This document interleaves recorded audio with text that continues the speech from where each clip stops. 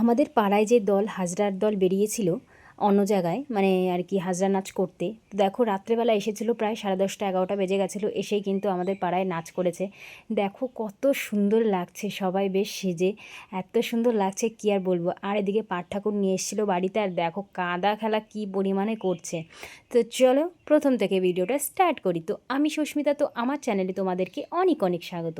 তো আজ কিন্তু পয়লা বৈশাখ, তাই ভাবলাম উঠোনটা আজকে গোবর দিয়ে দেব, যেহেতু প্রথম দিন নববর্ষের দিন ঘরটর মুছে টুছে ফেলবো। তো সকালে উঠেই কিন্তু এমনি শরীরটা আমার ঠিক ভালো লাগছিল না, যা পরিমাণে গরম পড়েছে, ঠান্ডা গরম লেগে টনসেল টাইপের ফুলেছে। কি করব বলো, কাজ না করলেও ভালো লাগে না, প্রথম দিন বছরের।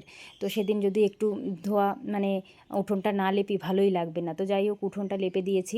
তো এদিকে কিন্তু গোবর নিয়ে এসলাম কাকিদের বাড়ির থেকে, গোবরটা এনেই কিন্তু সুন্দর করে উঠোনটা লেপে দেবো। বেশ ভালো লাগে পুজো আসার দিন, মানে বছরের প্রথম একটা দিন, সেদিন যদি উঠোন না লেপি বেশ ভালোই লাগে না। আর আমার কি বলো তো, নিজের শরীরের থেকে কি আমি বাড়ি ঘর পরিষ্কার পরিচ্ছন্ন রাখতে খুব ভালোবাসি।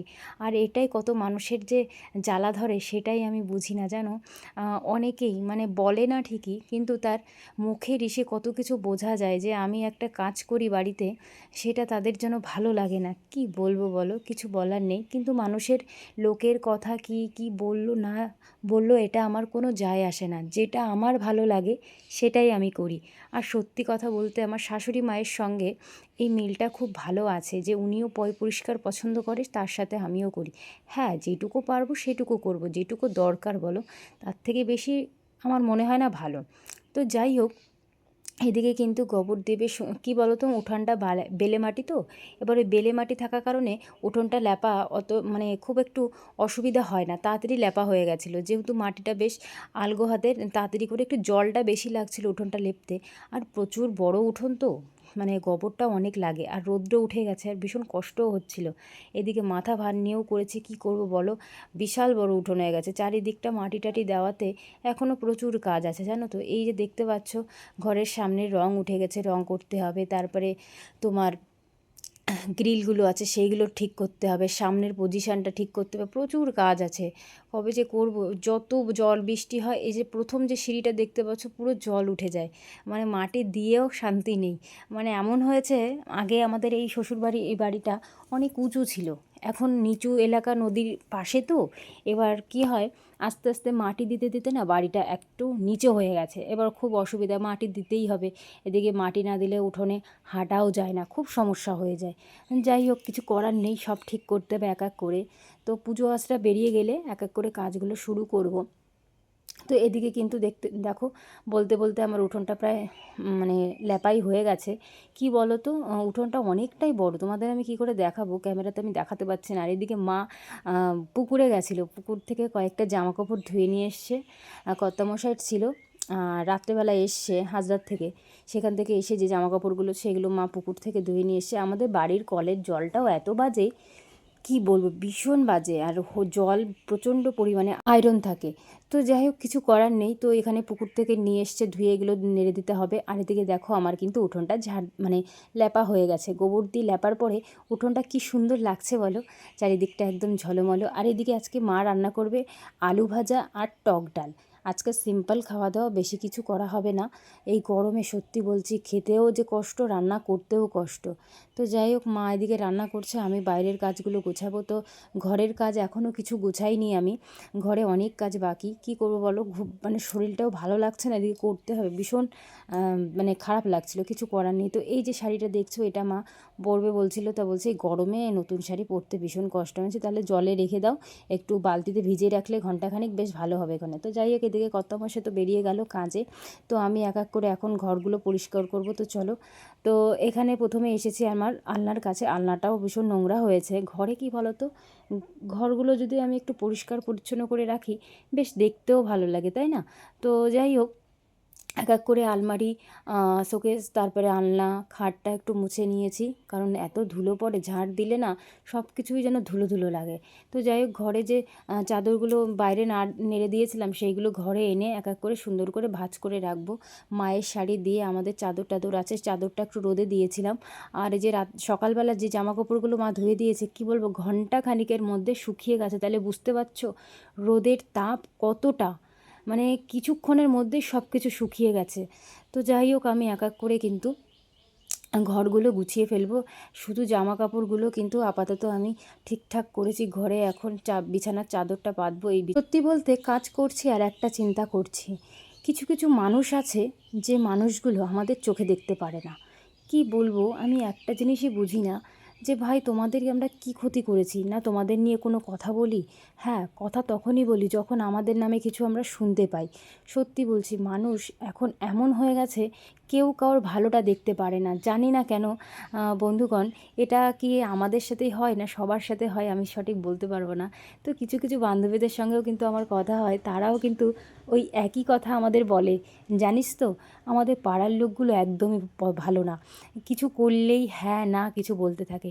এটা হয়তো পাড়ার লোকের স্বভাব, পাড়ার লোক বলাও ভুল কথা, পাড়াতেও হয় গ্রাম এলাকায় আমাদের। তারপরে দেখো তুমি একটু শহরের দিকে যাও বা একটু বাজার এলাকায় যাও, সেখানেও কিন্তু এসব পরনিন্দা হয়ে থাকে না। আমার সত্যিই খুব হাসি পায় যে সংসার করব আমরা, ভালোভাবে চলবো না, ঝগড়াঝাটি করব, আমরা ভালো থাকবো ভাই, তাহলে তোমাদের এত কেন জ্বলে? সত্যি বলছি, আমার এই জিনিসগুলো একদম পছন্দ হয় না। বিশেষ করে মহিলারা এমন হয় যে মানুষের ভালো কিছু দেখতে পারে না, এক মহিলা আর এক মহিলা সহ্য করতে পারে না, এটা বাস্তব কথা। এখন আমি সংসার করতে করতে এখন বুঝতে পারছি এই জিনিসটা, কিন্তু আমি আগে বুঝতাম না। সত্যি বলছি, সংসার জীবনে আমার শাশুড়ি মা আমাকে আবার এই জিনিসটা বোঝায় যে আমি তো এত বছর সংসার করেছি, মানুষজন দেখেছি, এবার তুমি বুঝতে পারবে কে কেমন। একদম সত্যি কথায় কথায় কাটা কাটায় মিলে গেছে। উনি আমাকে যা যা বলেছে বাস্তবে সেটাই। মানুষ মানে আমাদের যে কাজকর্মগুলো আমি তোমাদের ভিডিওতে দেখাই, আমার কিন্তু অ্যাকচুয়ালি ভিডিও করি ঠিকই, কিন্তু আমি কিন্তু আমার এটাই আমার কাজ। আমার ভিডিও যদি আমি নাও করতাম তাও আমি এই কাজ করতাম, আর ভিডিও করলেও আমি একই কাজ করতাম। তো আমার বেশ ভালো লাগে পয় পরিষ্কার, বাড়িঘর পরিষ্কার রাখা। তো এই পয় পরিষ্কার নিয়েও মানুষের কত কথা, যে এত পরিষ্কার করে কি হবে, এত করে কি হবে। সত্যি কথা বলছি। আচ্ছা, তোমাদের কি মনে হয় এটা কি আমি কি মানুষ দেখানোর জন্য করছি, না আমার ঘরটাকে গুছিয়ে রাখবো সেটা আমার ভালো লাগে? আমি ভালোবাসি ঘর দোর সব কিছু গুছিয়ে রাখতে, সেটা তোমাদের কেন অত গায়ে লাগে বলো তো? এই হচ্ছে, বলো বন্ধুরা, কি বলবো, কিছু বলার নেই। তো যাই হোক, আমি আমার শাশুড়ি মা দুজনে ভালো মিল দিয়ে থাকি, এইটাই আমার কাছে অনেক। তো আমার কোনো যায় আসে না কে কি বললো আর না বললো, আমার কোনো যায় আসে না। আমার যেটা ভালো লাগে আমি সেটাই করি। তো দেখো, তোমাদের সাথে কথা বলতে বলতে আমার ঘরটরগুলো পরিষ্কার করে নিয়েছি। কি সুন্দর লাগছে বলো, আমার কাছে এত ভালো লাগে ঘরটর পরিষ্কার করে একেবারে ঝকঝক করে, বেশ ভালোই লাগে। তো যাই হোক, মানুষের কথা বাদই দিতে হবে, মানুষের কথা শুনলে না জীবন আর চলবে না। নিজের মতো থাকতে হবে, নিজের মতো চলতে হবে, তাই না? তো এদিকে দেখো, আমার কিন্তু সব কাজবাজ হয়ে গেছে। কাজবাজ সেরে কিন্তু আমি এখন ঘরে এসে একটু ফ্রেশ হয়ে নিয়েছি, চান টান করে নিয়েছি। এখন যাব হচ্ছে আমার ঠাকুর ঘরে। ঠাকুর ঘরে গেলে ঠাকুরকে পুজো দেবো, পুজো দেওয়ার পরে কিন্তু আর কোনো কাজ নেই। আজকে মা রান্না করেছে।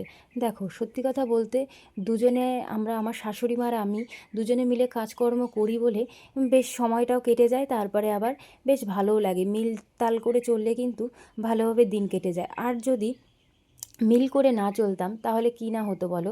এই তো এমনিই কথা বলে আমাদের দুজন নিয়ে, তার উপরে যদি মিল করে না চলি, সত্যি বলতে মিলের আর কি আছে বলো? ভালোভাবে থাকতে হবে। সেও তো আমার মা, আমার মায়ের মতো, তাকেও তো আমার মায়ের মতোই দেখতে হবে। ভুল করলে সে আমাকে বকবে ঝকবে সবই করবে, তাই বলে তো আমরা আর অশান্তি জিনিসটা করবো না বলো? সত্যি বলছি, আমার শাশুড়ি মার সঙ্গে আমরা ভালো থাকি বলে কিছু মানুষের প্রচুর গা জ্বলে। কিছু করার নেই, আমার সত্যি কিছু করার নেই। আমি আর শাশুড়ি মা আমাকে বলে যে সত্যি কথা বৌমা, এটা ঠিকই বলেছো, আমরা কিছু করি না বলে ওদের মনে হয় গাটা বেশিই জ্বলে। তো যাই হোক, আমরা দুজনে দুজনে গল্প করি আর হাসাহাসি করি। তো কি বলবো আর কি, এখানে কিছু আর বলার নেই। তো যাই হোক, এদিকে কিন্তু মা আর আমি খাওয়া দাওয়া করে নিয়েছি। খাওয়া দাওয়া করে কিন্তু একটু বসলাম, মা আবার যাবে চান করতে। ভীষণ গরম পড়েছে, কি বলবো, মা আবার যাবে হচ্ছে পুকুরে চান করতে। তো যাই হোক, এখানে বসে আছে, আমাদের বাড়িতে আসবে হচ্ছে পাট ঠাকুর নিয়ে এই দেখো, পাট ঠাকুর নিয়ে এসছে, সবাই কিন্তু কাদা খেলা খেলছে, বেশ ভালো লাগে। ছেলেবেলে যে এত আনন্দ করে আমাদের পাড়াতে, ভীষণ ভালো লাগে এই জিনিসটা। সবাই এক একটা অনুষ্ঠান হলে বেশ আনন্দ করে। তো এদিকে কিন্তু আমাদের বাড়িতেও কিন্তু পাট ঠাকুর আনা হয়েছিল, সেটা তোমাদের দেখানো হয়নি। এটা হচ্ছে বড় মাদের বাড়িতে নিয়ে কিন্তু সবই করছে। আর এদিকে দেখো, আমাদের বাড়িতে নতুন মাটি পেয়ে সব কি করছে, বলছে মোটরটা চালাও। আমি আর চালাইনি, জানো না এরা যে কি করছে পাগলের মতো। বেশ ভালো লাগে, সবাই যখন আনন্দ করে দেখতে বেশি ভালো লাগে। তো যাই হোক, ঠাকুরের ইচ্ছায় ভালোভাবে পাট ঠাকুরের পুজো কিন্তু হয়ে গেছে। আর এদিকে কিন্তু রাত্রেবেলায় যে নাচটা হয়েছে হাজরার নাচ, এটা তোমাদের সঙ্গে আগের দিন দেখাতে পারিনি, তো ভাবলাম আজকে একটু দেখিয়ে দিতে। দেখো এই যে হচ্ছে আমাদের পাড়ার দল, হাজরার দল বেরিয়েছিল রাতের বেলা, মানে রাতে না ভোরবেলা, তো বাড়ি এসে প্রায় 11টার সময় এসে কিন্তু সবাইকে একটা সুন্দর নাচ দেখাচ্ছে। দেখো এত সুন্দর নাচ করছে, মানে চোখ ধাঁধা লেগে যাবে, এত সুন্দর লাগছে। আর সাজটাও যে এত সুন্দর, কি বলবো, সুন্দর নাচ করে। এই একটা হচ্ছে তোমার কালী ঠাকুরের একটা রূপ নিয়ে কিন্তু নাচেরই করে, বেশ সুন্দর। এখানে যে একটা ছেলে নাচ করছে, কেউ বলতে পারবে বলো? এত সুন্দর নাচ করছে, মেয়ে ফেলে, একটা মেয়ে যতটা সুন্দর নাচ করে তার মানে সেরকমই একটা ছেলে কিন্তু নাচ করতে পারে। তো যাই হোক, বেশ ভালোই লাগছে। এসে কিন্তু আমরা এখানে বসেছিলাম, আর এই ছোট্ট বাচ্চাটাকে দেখতে পাচ্ছ, এই বাচ্চাটা দেখতে দেখতে কত বড় হয়ে গেছে এখন। দেখো ওর বাবাও কিন্তু এখানে সাজ দিয়েছে, তো বাবার সঙ্গেই নাচ করছে, বেশ ভালো লাগছে। এত সুন্দর নাচ যেন একেবারে স্বয়ং ঠাকুরের দর্শন দেখা। তো যাই হোক, সবাই কিন্তু বেশ আনন্দ করে দেখে, এই দিনটার জন্য সবাই অপেক্ষা করে থাকে। কাদের কাদের পাড়ায় কিন্তু এই হাজরা নাচ আসে অবশ্যই কিন্তু কমেন্টে জানাবে। আমাদের এই নিয়ে 3টে দল এসছে, আর এটা হচ্ছে পাড়ারই দল, যেটা লাস্টে সবাই যখন আসে আর কি নাচ থেকে, বাইরের থেকে গেছিলো হচ্ছে রানাঘাট, তারপরে লোকাল জায়গায় নাচ করে তারপরে চলে এসছে আমাদের বাড়িতে, মানে পাড়ায়। তো পাড়ায় আস্তে আস্তে তো 11টা বেজে গেছে, কি বলবো, এদের নাচ দেখার জন্য সবাই খুব অপেক্ষা করে থাকে। রাত 11টা বাজে তখন কিন্তু সবাই দেখছে, বেশ ভালোই লাগে, তাই না? তো আমার কর্তামশাই তো কিছু সাজে না, ও সচরাচর সবার সঙ্গে এমনিই যায়, বেশ আনন্দ হয়, ছেলেপেলে একসঙ্গে থাকে, আনন্দটা হয়। আর দেখো এখানের এক একটা নাচ এত সুন্দর স্টেপ বাই করছে, সে দেখার মতো নাচ। তোমরা তো ভিডিওতে দেখছো, আর আমরা তো সামনে দেখেছি, আমাদের মনে হয় যে একেবারে মানে কি বলবো, মানে ভীষণই সুন্দর লাগে। তো যাই হোক, তোমাদের পাড়ায় কি এরকম হয় হাজরা নাচ অবশ্যই কিন্তু কমেন্টে জানাবে। আর যাই হোক, তো আমার ভিডিওগুলো তোমাদের কেমন লাগে অবশ্যই কমেন্টে কিন্তু জানিও। আমি তোমাদের সঙ্গে তো ভিডিও শেয়ার করি, ভাবি এক এক সময় যে ভিডিও কোনো ভুলভাল হচ্ছে কি, ভিডিও ভালো হচ্ছে না, তোমরা কমেন্টও করো না, বোঝাও যায় না। তো যাই হোক, তোমরা কিন্তু অবশ্যই কমেন্টে জানাবে আমার ভিডিওটা তোমাদের কেমন লেগেছে। আর আমাদের এই যে যে হাজরা নাচ হচ্ছে, এই হাজরা নাচের পরের দিন কিন্তু আমাদের আশমুক্তি হয়, পুরো গ্রাম জুড়ে খাওয়া দাওয়া হয়। সেটার ভিডিও তোমাদের নেক্সট ভিডিওতে দেখাবো, যে আমাদের হাজরা নাচের পরের দিন কি কি খাওয়া দাওয়া হয়। সেখানে মাছ, চিংড়ি মাছ চুরি করে, জানো তো? হাজরা না যেদিন চড়ক মানে যে পুজোটা থাকে তার আগের দিন, সেটা কাটা ভাঙার দিন, সেদিন করে সেদিন আর কি চুরি করে ছেলে ফেলে, কাঁঠাল থেকে শুরু করে অনেক কিছু। তো যাই হোক, আনন্দ হয়, বেশ সময়টাও ভালো যায়। তো দেখো এইদিকে কিন্তু শেষ নাচের একটা মুহূর্ত, এটা বেশ সুন্দর লাগছে, তাই না? দেখার মতো একটা দৃশ্য। আমি তোমাদের সামনে থেকে দেখাতে পাচ্ছি না, যেহেতু এই পিছনে আমরা বসেছিলাম, মায়ের রূপ নিয়ে একটা সিন করছে, বেশ ভালোই লাগে। তো যাই হোক বন্ধুরা, ভিডিওটা আমি এই পর্যন্ত শেষ করব। তোমাদের যদি ভিডিওটা ভালো লাগে একটা লাইক, শেয়ার, কমেন্ট করো, আর আমার পাশে থেকো। আরও সুন্দর সুন্দর ভিডিও দেওয়ার চেষ্টা করব তোমাদেরকে, কারণ চেষ্টাই থাকি সবসময় তোমাদের সঙ্গে একটা ভালো ভালো ভিডিও দেওয়ার। আর কি বলবো, যাই হোক, ভালো থেকো, সুস্থ থেকো সবাই।